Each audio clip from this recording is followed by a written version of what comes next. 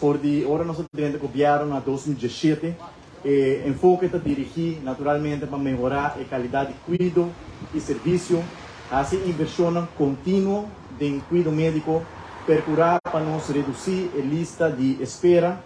manter o gasto no médico pagável e também procurar para nós garantizar que o fundo de AZP queda sostenível.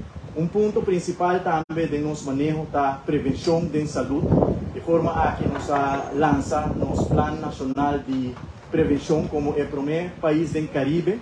que tem Plano Nacional de Prevenção, nós desenvolvemos aqui conjuntamente com o Pan American Health Organization e também com todos os stakeholders de cuidado médico na Aruba. A pandemia põe que nós temos setback de 2 anos, mas no momento aqui nós estamos claros para executar o Plano Nacional de Prevenção aqui, se tudo está bom. De fim de luna aqui nós também lançamos oficialmente o Aruba Healthy Lifestyle Center, para dirigir para ajudar todos os que têm problema com saúde, com problema com peso, para assim nós fazemos uma intervenção para garantir uma melhor qualidade de vida e também naturalmente procurar para manejar o gasto de cuidado médico. É outro secreto que o reto de saúde pública está grande. Nós também temos uma comunidade que sofre de dupla vergrijzing.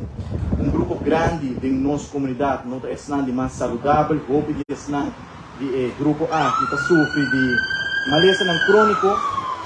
Mundialmente, nós nota que o gasto de cuidado médico está subindo, todo o caminho do mundo está na Aruba também. Esse aqui está o caso e também nós nota que tem uma escassez grande de personal médico. Não obstante, tudo reto aqui, nós trabalhamos de cerca com a AZP, de cerca com o IMSA, o hospital, a primeira linha de cuidado, e de 2 linhas de cuidado para assim percurar para o manejo com nossa comissão de período de governação de gabinete veículos 2, percurar para essa que guardo executar na bem-estar de cuidado médico e seguro na bem-estar de tour e assegurado na de AZP.